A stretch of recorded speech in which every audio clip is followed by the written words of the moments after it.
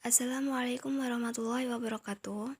Yang terhormat Bapak Danu Ari Setianto SSYMH selaku dosen pengampu mata kuliah Fikih Siasah dan teman-teman semua yang berbahagia. Sebelumnya perkenalkan, saya Endah Uswatun Kasanah dengan NIM 212111276 dari kelas Hukum Ekonomi Syariah 3H. Saya di sini akan menyampaikan materi mengenai ahl al-hal wa aqd. Yang pertama ada makna. Makna secara bahasa, ahl al-hal wa aqd itu orang-orang yang mempunyai wewenang untuk melonggarkan dan mengikat. Sedangkan secara istilah, yaitu orang-orang yang bertindak sebagai wakil umat untuk menyuarakan hati nurani mereka. Seperti di sini di Indonesia ini DPR, MPR itu yang menyuarakan rakyat. Yang kedua ada nama lain ahl al-hal wa aqd. Disebut juga ahl al-ikhtiyar, yaitu golongan yang berhak memilih. Peranan golongan ini sangat penting untuk memilih salah seorang di antara ahl al-imamat, atau golongan yang berhak dipilih untuk menjadi khalifah.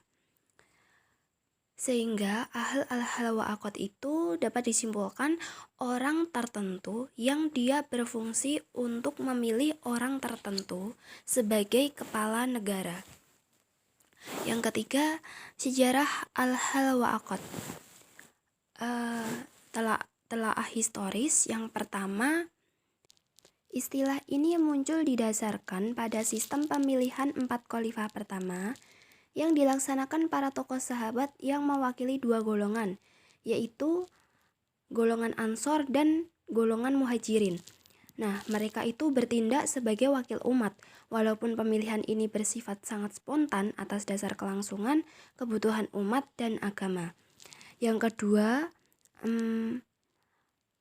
merupakan suatu lembaga pemilih, yaitu orang-orang yang berkedudukan sebagai wakil rakyat dan salah satu fungsinya memilih khalifah atau kepala negara. Adanya kecenderungan pada Islam generasi pertama dalam perspektif ulama fikih bahwa sistem pemilih khalifah atau kepala negara adalah secara tidak langsung atau melalui perwakilan. Di Indonesia mirip seperti MPR sebelum adanya pemilihan langsung.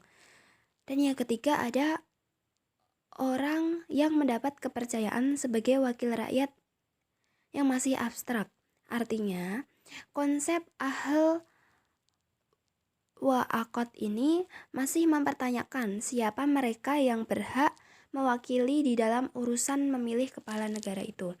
Nah, yang keempat masuk siapa ahl al-hal wa aqd itu. Banyak pendapat yang ada. Terdapat 4 pendapat.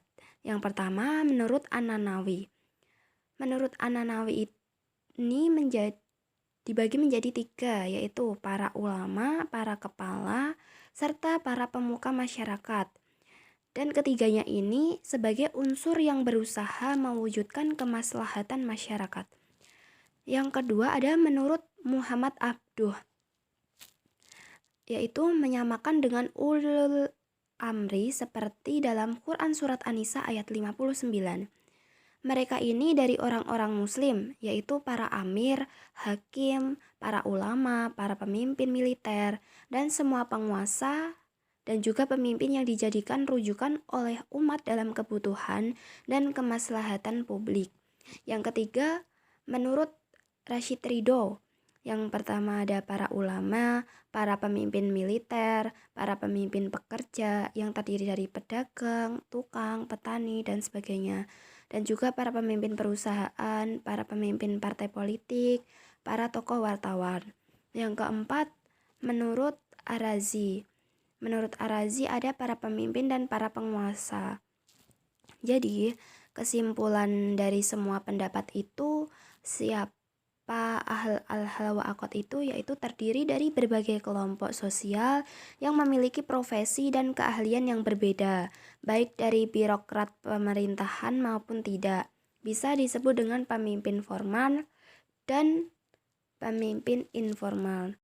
Berdasarkan uraian yang sudah jelaskan bahwa kedudukan ahl wa aqd dalam suatu negara Islam yang menganut kekuasaan dari rakyat sebagai bentuk kekuasaan tertinggi atas delegasi dari Allah Subhanahu wa taala. Dikatakan demikian karena kekuasaan menjadi hak umat yang dilimpahkan kepada kepala negara sebagai pihak yang wajib ditaati. Kekuasaan umat telah dihimpun dalam suatu lembaga yang disebut dengan ahl wa aqd. Kekuasaan ini dalam suatu negara Islam dalam membentuk aturan-aturan tidak terlepas dari nas-nas Al-Quran dan Sunnah Rasulullah Shallallahu Alaihi Wasallam. Demikian materi yang dapat saya sampaikan, kurang lebihnya mohon maaf. Wassalamualaikum warahmatullahi wabarakatuh.